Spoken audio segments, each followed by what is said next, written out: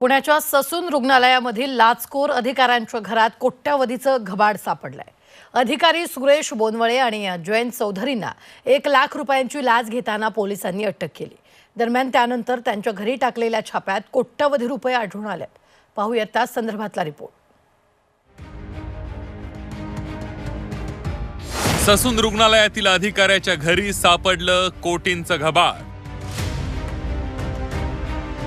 भ्रष्ट अधिकारी सुरेश बोनावळे, जयंत चौधरींच्या घरावर एसीबीचे छापे।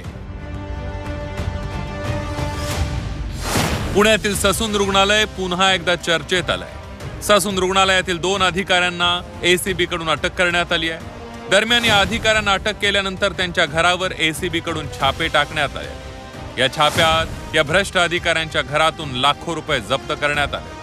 सुरेश बोनावळेच्या घरातून 1,35,95,000ची रक्कम जप्त करण्यात आली आहे, तर जयंत चौधरींच्या घरातून 39 लाख रुपयांची मालमत्ता जप्त करण्यात आली आहे। ससून हॉस्पिटलमध्ये अँटी करप्शननी जी कारवाई केली होती त्या कारवाईमध्ये जे 2 आरोपी ताब्यात घेण्यात आलेले आहेत त्या आरोपींकडून आता करोडोची संपत्ती आहे ती आता ताब्यात घेण्यात आलेली आहे। खरं तर या प्रकरणी आता ससूनचे डीन आहेत यांनी वरिष्ठांना अहवाल कळवलेला आहे। या प्रकरणाची चौकशी होण्यासाठी पोलिसांच्या अहवालानंतर ससूनचा एक अहवाल जो आहे तो वरिष्ठांना पाठवण्यात येणार आहे। लाचलुचपत विभागानं ससूनच्या 2 वरिष्ठ अधिकाऱ्यांना लाच घेताना पकडलं होतं। कार्यालयीन अधीक्षक सुरेश बोनावळे, वरिष्ठ सहाय्यक अधिकारी जयंत चौधरींना 1 लाख रुपयांची लाच घेताना पकडलं।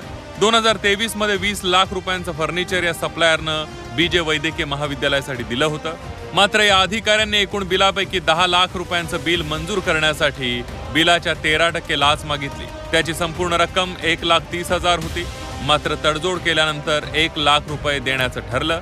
हे 1 लाख रुपये देण्यास फर्निचर सप्लायरला अधिकाऱ्यांनी सांगितलं। मात्र 1 लाख रुपये देण्याच्या आधीच फर्निचर सप्लायरनं पोलिसांकडे तक्रार केली।